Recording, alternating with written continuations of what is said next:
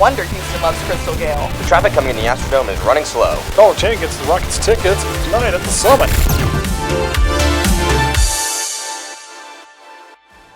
Welcome to our podcast, The Legends of Houston Radio.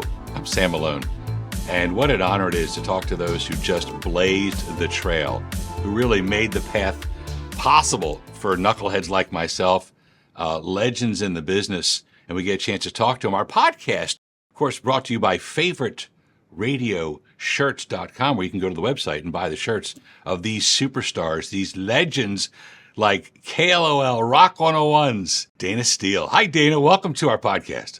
Oh, this is so fun. This is so fun. I have to go back and listen to all of these because there's so many folks. I wonder where they are, what they're doing. Exactly. Well, it's not like where are they? Like we got to go blow dust off them or get them out of jail or something like that. I don't know. There's probably a few. Dayna, of course, legendary from her days at Rock 101 KLOL. Not only that, she's in the Texas Radio Hall of Fame. She's written, I think, 15 books. She ran for Congress, spent 4 years in soccer leagues, I think, in Europe. Quite a resume. Quite a resume. So when you the George Santos of radio, right. Put up the logo. This together. It's like aerospace executive, and I was for 2 years. That's right. You did the online NASA shop. You've done so much. Right. Put up the Crazy. logo. Let's look at the logo from Rock 101 KLOL, which was like the shirt, which was like the jukebox. I remember coming to town in '93 and seeing It was this. the Runaway Radio. It was what? The Runaway Radio. The Runaway Radio. It was a monster. What does that logo mean to you, Dayna? You know, a perfect example is every year when we put up the Christmas tree, we pull out all the ornaments and we all take turns putting ornaments on the tree. But that one's mine. The kids won't. That's like, Mom, this is yours. And it's a little tiny Runaway Radio. I think we had them made for clients or something, and I managed to abscond with one. And it just, you know, when I see it, it just makes me grin. And when I see, you know, your sponsor, the Favorite Radio T-shirts, it pops up on my Facebook all the time, and I just grin that all these years later, people still love KLOL. They love the Runaway Radio. I get old bumper stickers in the mail all the time. You know, my husband passed away. My dad passed away. It's kind of like, I think I'm up to great grandfathers now. I passed away. Getting older. We found a KLOL bumper sticker. Here, I saved it for you. Wow. And then you see the logo, so you see the Runaway Radio, and you're like, wow, you get that kind of that rush of the memories. When you were there and you were following radio bleeping gods, I mean, the radio legends of Stevens and Pruitt, when it was all going on, did you have any feeling, did you have any knowledge or sense at all that what you were doing was so historic at that time? Or was it when you look back 10, 20 years later? No, it always meant something really big to me because it's the radio station I grew up with because I'm a native Houstonian. And I mean, you were not cool at Dulles High School the next morning if you couldn't say exactly when Crash passed out on the air and let the record go. And, you know, years later Crash became such a good friend before I even went to work at KLOL. And we even did a show together for a while eventually at KLOL.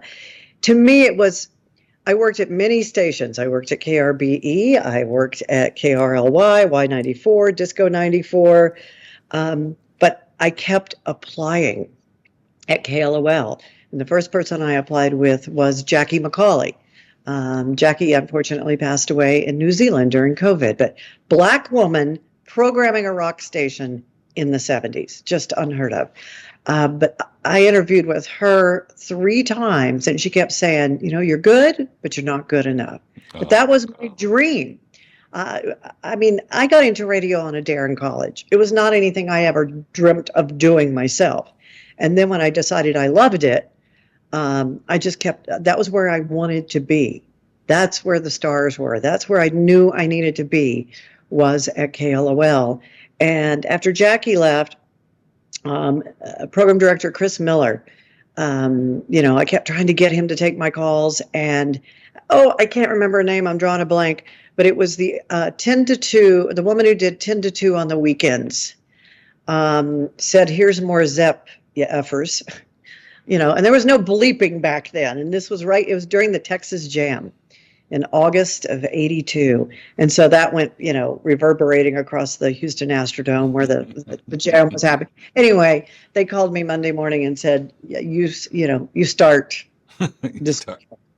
So they let her go, and unfortunately, and not knowing that that's my favorite word in the world, but I never said it on the radio. That's The right. minute the mic went off, I said it a lot, but I never said it on the radio.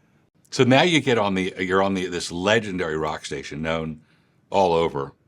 What was the nerves like? What were the nerves like when you, as they say in our business, when you first cracked the mic at this legendary rock station? Shaking, nervous, but there was something about a control room and headphones, Sam. It's what, when I auditioned for the student radio station at Texas A&M, I didn't know what I wanted to be. I changed my major and apartment 3 times. But I went into that booth, this tiny little, skinny girl. I went into that booth and I put on the headphones and I closed the door, and I had this voice. And I felt bigger than life. And finally being able to bring that voice to KLOL, it was terrifying. It was scary. But it was where I had wanted to be That's awesome. for several years. And so, my goal was to get on KLOL. Then my goal was to get on full time. Then my goal was to get on when it wasn't dark outside. I know that feeling. When I didn't have to take a nap during the day. And, and it just grew and it grew. And it was just, I tell people now, you can pick up any radio station in the world, in the United States, and put it in any other city and nobody would notice. Correct. It's because they're using usually one jock who's voicing 62 stations. It's so homogenous. It's just, there's no personalities. There's no community. KLOL was a community. Right. It felt like a relative to me. It felt like mother's family. That was the original, name of KLOL when it first signed on in 69, 70. So I just tried to learn and absorb. There was a bar. I'm backtracking a little bit, but there was a bar, the Mariner. It was on Westheimer at Fountain View. And every Thursday they had like a radio happy hour or something. I don't know. It's just every Thursday you would have Clay Gish and Bob Faust and Jay Jones and Doc Morgan and Crash. And I found out they were all hanging out there, and everybody assumed I was on the radio. I was old enough to be there, which I wasn't. I think I was 19. And so I'd go hang out at the bar and hang out with these guys. And it's how I ended up getting hired at KRBE, because I was hanging out there with Roger W. Garrett. And, another Houston radio legend there. So here you are, you get on the air, you're rocking it, and you talked about community. You're absolutely right. Today, FM is dead compared to when you guys were owning this town, when you could go out and everyone would be like, Dayna. And today, radio itself is pretty much dead. That's a fact. And it's a shame because it used to be great because it was an interesting community. But you attracted quite a community. I mean, first of all, you followed Stevenson Pruitt. So I remember coming to town. I would like to point out I was there several years before that. Keep going. I was there. I remember coming into town in '93 and hearing their show. I remember arriving in February of '93, turning on the radio to hear Stevenson Pruitt. I was like, dang, them boys are getting away with some stuff. Then you have to, what was it like following that, I don't know, circus is probably the greatest word for it. Here's a great story. This is what it was like following Stevenson Pruitt. I had met Charlie the Wonder Husband, who was a pilot for NASA, training the astronauts down at Flight Ops at Ellington Field, and we were getting very, very serious. We weren't engaged yet, but we knew that's where it was headed. And John Wayne Bobbitt was in the control room showing people his penis that had been cut off by his wife and thrown in the field and reattached. And then he'd had the fat injections because he was going to do porn. And so I called Charlie, got him out of a meeting because there were no cell phones then. And I actually told his dispatcher, who was a hoot and a half and a big fan, why I was calling. And she's like, oh, I'm going to go interrupt this meeting now. And he got on the phone. He's like, what's up? I said, would you mind if I looked at John Wayne Bobbitt's penis? And there was like this long pause. And he goes, it's history. Sure. But it was like everything you heard was not theater of the mind. And it looked like the Michelin Man, by the way. It's like, That's we could have stopped at that moment. But we didn't have to, we got. But everything they said was happening. There were nude women in there. There was the woman to woman going on. There was, it was a circus in there every single morning. But it eventually was part of my demise. It was eventually part of why they did not renew my contract. And it was because I would complain about the pubic hairs on the control panel. And I would not touch it until they cleaned it. You asked. Is that the least heard phrase in radio today? I think so. What a radio legend you are. Okay, so what was it like the first time now you go out, you're on this powerhouse, monster rock station, and you go out to a store, you go out to a movie or something like that. Do you remember the first time someone kind of recognized you or wanted to take a picture or an autograph and things like that? Oh, yeah.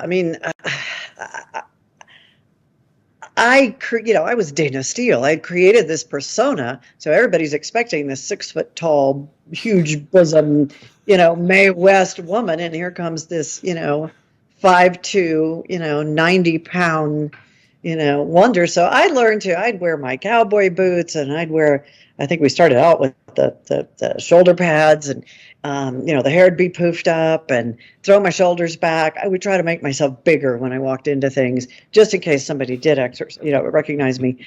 And then when they did, it was like a drug. It's like fuel on the fire. It was like they're listening, and it was just, the whole thing was just, it was magical. It was fun.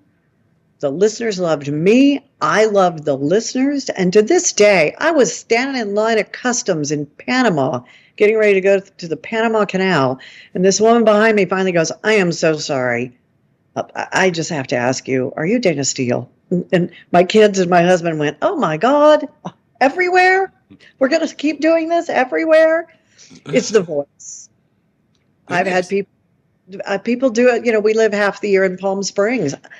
I don't know. I know 2 people in Palm Springs. Well, I did, when I first got there. And I hadn't been there a week when somebody in a coffee shop said, oh, my God, you're Dayna Steele. I grew up in Houston. Isn't that cool? I'm like, yeah. But that is so cool because you made the incredible achievements that you did in your career the old-fashioned way, radio, and self-promotion. In other words, today with social media, which is a tool for good, tool for evil, the internet, tool for good, tool for evil. You did it the old-fashioned way, but you were also kind of a promotions, like a one-woman promotions machine. I think while a lot of people were going home and trying to get free meals and free beers at clubs, you were licking stamps on envelopes. Talk about that. I paid to print out my own 5x7 black and whites anytime anyone would write me. And the majority of fan mail I got at first was from the Texas prison system, but everyone got a thank you note, a handwritten thank you note, and a signed picture. David Crosby teased me until the day he died, bless his heart, relentlessly about how many pictures of me were on the walls on the inside. And he wanted to tell me stories, and I was like, no, don't tell me what they're doing with the pictures. I'm glad to know they got them.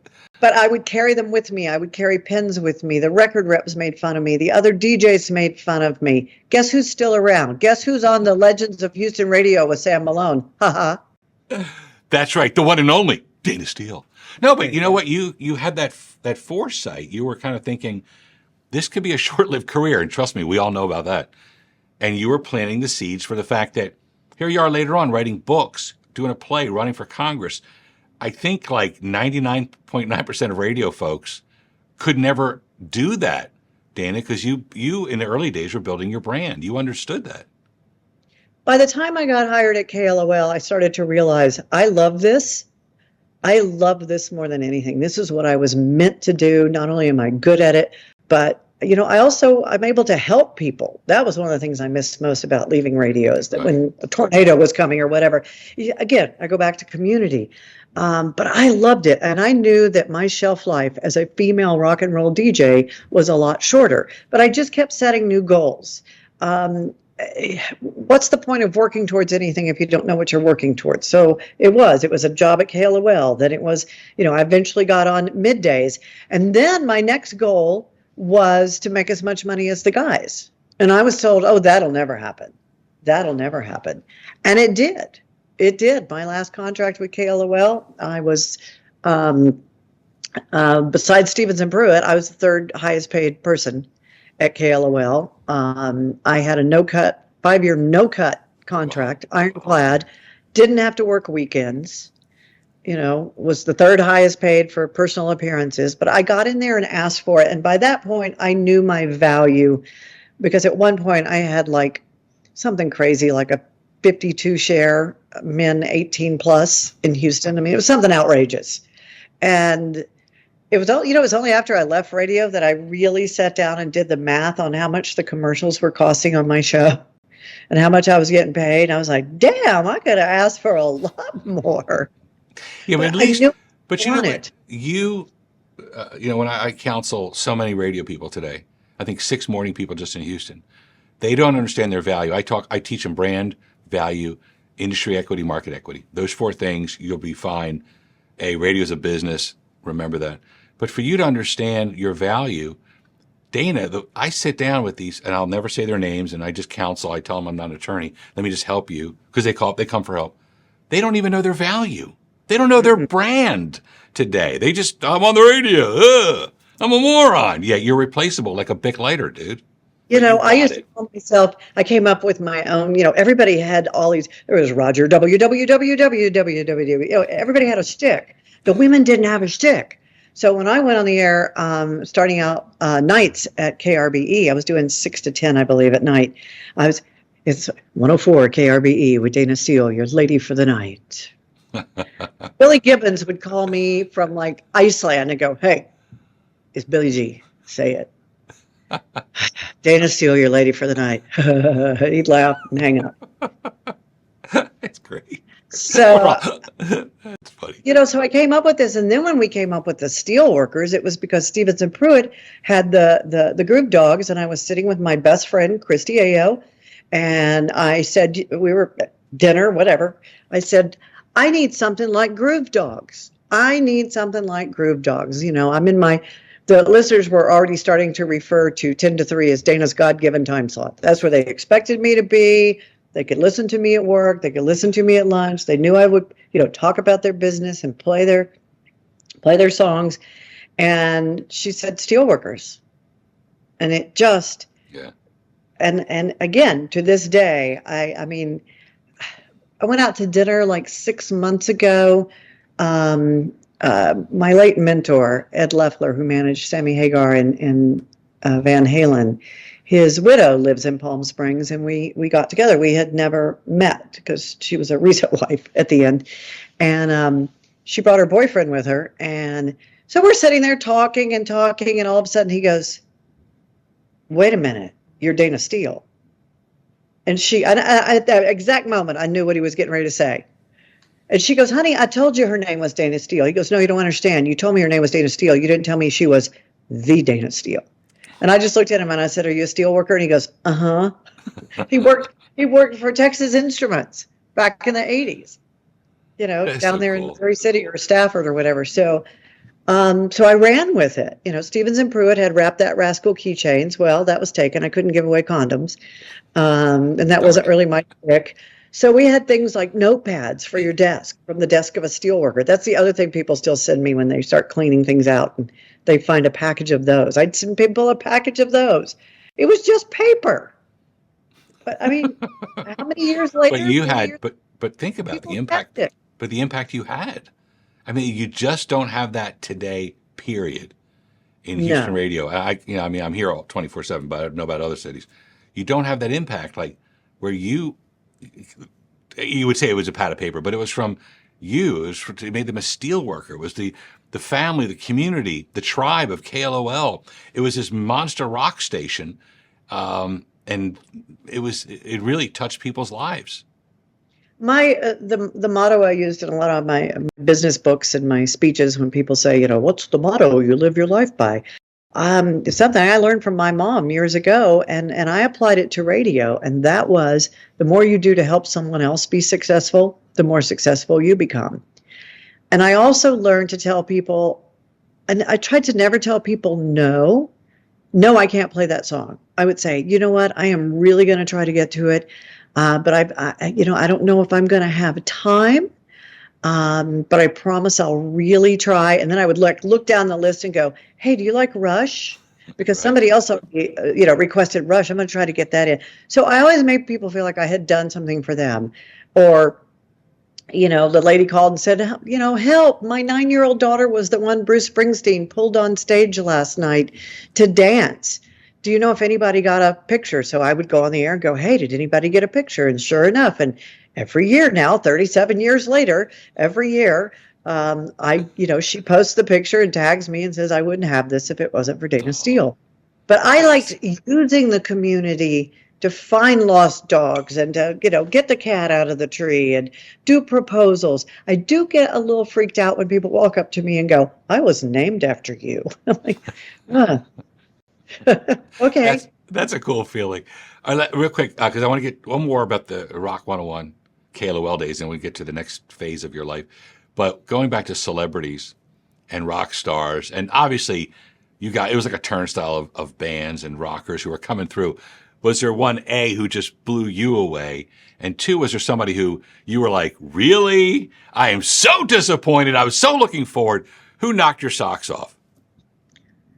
People are always surprised at this answer, but it's because we shared the floor, we shared the building with KTRH, a news leader in the United States. So everybody who ever wrote a biography would come through, and you should have seen the line of rockers lined up outside of the KTRH studios when Captain Kangaroo came. Seriously? He said, seriously, we were all just like, we all became 3 years old. And so that's probably the most famous person I met that knocked my socks off.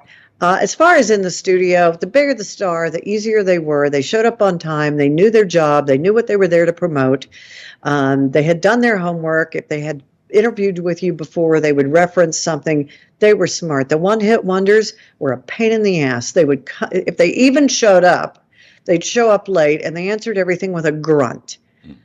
Sammy Hagar is probably one of the best interviews in the world, but the man has got copious notes he has taken for years. And he can say, remember when we were in blah, blah, blah, and you said such and such? And I'm like, no, I did drugs. No, I don't remember that. How do you remember that? That's great. But it's great segue. You segued perfectly into the books. I commend you on being the author of so many, as I read so little in my life. It's just, I don't know, it's just me. But I think I remember seeing you speak, pulling a Sammy Hagar, at the Hess Club about the book, right? I remember I thought it was very cool. I think I emceed it. You were the guest speaker. I sat down, and I remember, this is a long time ago, I'm going to listen to Dayna. And you talked about the tips from the rock and rollers. And it was apropos then, it's apropos now. Talk about that dive into writing and being a novelist. You know what? I know exactly where it all started. Somebody asked me to give a speech at a business luncheon it was in the lobby of the Hobby Center. Hobby Center had just opened, and somebody was having a big luncheon, and I had started the space store. Everybody thought I was this brilliant businesswoman, whatever, come talk about business. So I show up in my high heels and my pantyhose and my nice little business suit, and I get up there, and I suck. The audience is looking at their watches. They're bored. I'm bored. It's awful. The man sitting in the back, got his arms crossed like, oh, God, when is this going to end? It's excruciating. And so I finally ended it early and said, does anybody have any questions? And he raised his hand and goes, did you ever meet Ozzy Osbourne? And I went, yeah. And I told the story. And then somebody else went, well, what about Van Halen? And I told the story. People are sitting up. I'm engaged. I'm telling stories. It's like I'm confiding in them. That's when I realized they don't want to see another business person. They want to see Dayna Steele in the cowboy boots and the jeans and the Joan Jett T-shirt, telling the true stories. So from that, I learned you could actually get paid to do that. I was like, they will pay me to talk on stage like I used to talk on the radio. Then I discovered if I wrote a book, it could be, 300 blank pages, but as long as it was a book and it was available for sale, your speaking fee doubles. So I wrote the book, and it really just took off from there, and it was an incredible career. I spoke mainly around the United States, but I was on the Chicago, Orlando, Las Vegas trek. I mean, yes, all the big conventions, and until my mother was diagnosed with Alzheimer's. And then it was just, became too hard to travel because I needed to deal with that all the time. But I did learn about knowledge and networking and appreciation and passion and doing for others from watching who became a hit and who became a one-hit wonder. Smart. And why. And it was work ethic. And it was. I've been in business 30 years. There's only one Dayna.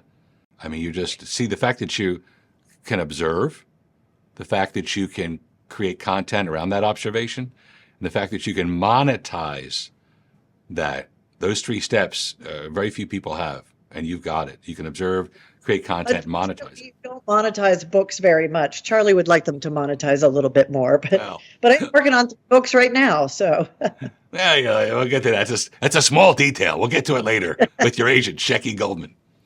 So speaking of your mom, so here you go from books of like what the rock stars have taught you to very serious content about, your mom's battle. Talk about that. Nobody in our family's ever had cancer in our immediate family. No cancer, no broken bones, no disease, no nothing. My grandfather dropped dead at 88 waiting to have his wellness checkup at the elevator. My grandmother dropped dead at 93 after she paid her bills. If she had known she was sick, she would not have paid her bills. And, my father passed away in December of 2012. So I had to stop everything and help my mom. My brother was a little bit too far away, and he was going through his own divorce and problems. So Mom and I were best friends. Mom was my best friend. So I knew this was something I needed to take care of, make sure she's okay. And the more I was around her, the more I was like, I can't keep doing this drive to Pearland back and forth. That's an hour each way. I need to get her closer to me. And I convinced her, come closer to us. If you don't like it after 3 months, I won't put the house on the market. I'll move you back. It's a deal. Just let's try it. And the more I was around her and the more she didn't have that routine with my dad, the more I started to notice something's not quite right. So I always tell people the very first step, if you think something's not quite right, is you take them to their primary care doctor, and they will give them, odds are, a MOCA test, the Montreal Cognitive Assessment Test.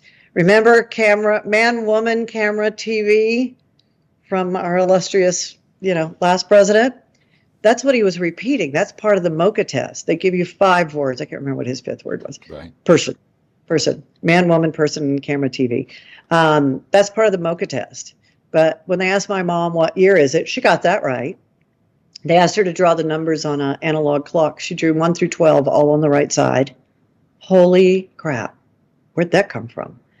They asked her, who's the president? She said, that man, and started laughing.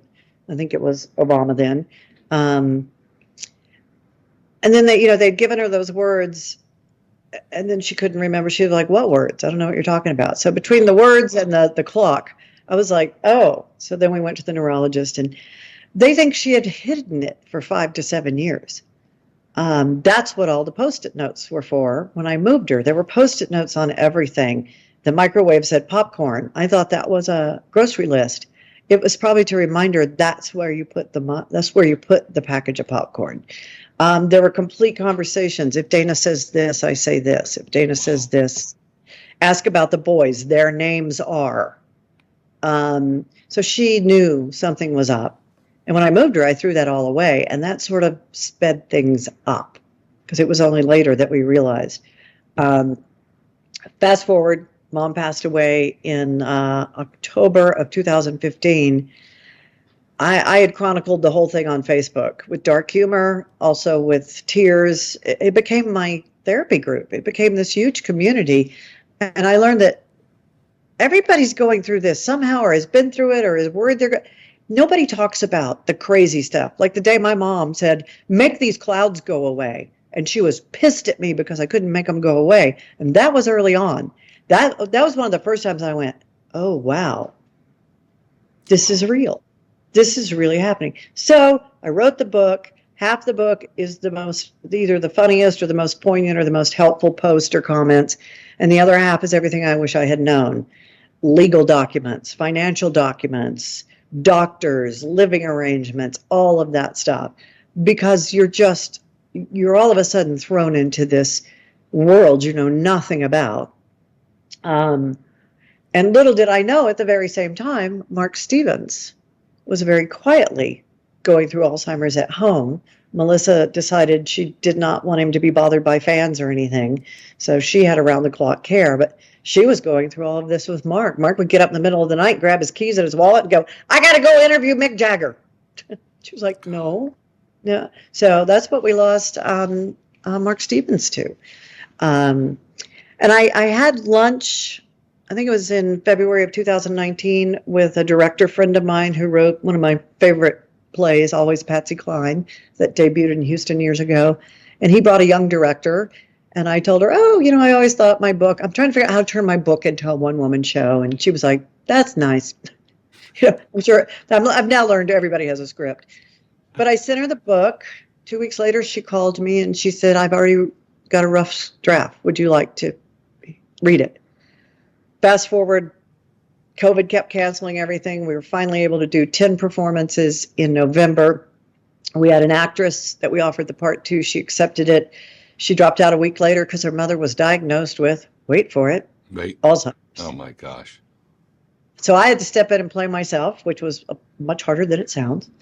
And there was a Broadway director in one of the audiences, loved it. So we have a Broadway director and a Broadway producer and a Broadway manager.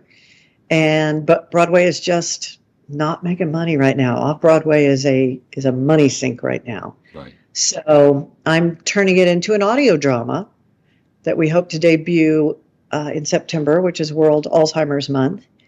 And then hopefully that will build a bigger audience so that we can either do a good regional theater next year or a small tour. And it's called The Woman in the Mirror. It's outstanding. Yeah. You are like a machine. You are turning. My husband crazy. I was like, do you realize how much we've done in 2 weeks? He goes, yes. He says, because you always overplan. You are outstanding. All right. So what's next? Do you know what's next? I mean, going from Texas A&M, Rock 101, rock stars, books, Congress play. What is next? What are you, hang gliding or something? Perfect my golf game. Right now I'm trying to see as much of the world as I can. Our youngest lives in our townhouse in Houston and sends our mail wherever we are. And in January, somebody came to us and said, we'd like to rent your house in Palm Springs, and we need it for a year, and we need it in a week. And we'll take it as is. So we had loaded up the golf clubs, the bicycles, the hiking gear, the yoga mats, and I have a little mini kitchen I travel with in case I stop at an Airbnb or something. And we've gone back and forth across the Gulf Coast twice from LA to Miami. We flew up to New York, did a week up there. We've done 10 days in Japan. We just finished driving Mexico to Canada. And we have a one-way ticket to Europe, July 14th. So, damn. As long as I have Wi-Fi and a washer dryer, that's the biggest challenge. Well, you are truly at Legends of Houston Radio. You are just a machine, a one-person machine. I commend you. I mean, you've got so much in front of you, but I commend you for blazing the trail of personality radio. Houston. I mean, Houston, my hometown. I'm a fifth-generation Texan. I was a third-generation Houstonian. Go Dallas Vikings, Dallas High School. I loved my job. I love my hometown. And to be able to do that, you know how radio goes around and around and around, you know, people get fired over and over, you move around. I was on the air almost my entire career. You know, I was on the air for 6 months in College Station, and then I spent the next, 20 years on the air in Houston. And I never had to leave. That was another reason I worked so hard, because I didn't want to leave. The fear of moving, which happened. Trust me, in our business, it's yes, it is. So 20 years, I was at KLOL 14 years. That's like, 107 years in dog years. I mean, that's radio years. Well, I can't thank you enough for stopping by. And I know you're on the road, and we were coordinating, and she's like, well, we're here, we're there. And you made it, and it's a beautiful backdrop. And please give that home back to the person who owns it when you're done with this.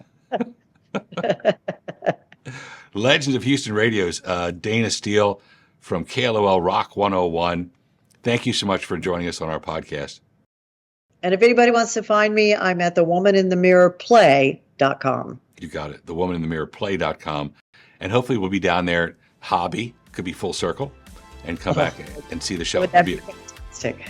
Big red carpet, tuxedos, the whole 9 yards. Dayna, you're fantastic. Thank you for sharing the stories with everybody. And also thanks to FavoriteRadioShirts.com, our sponsor for our Legends of Houston Radio. I am Sam Malone. Thanks for joining us. See ya.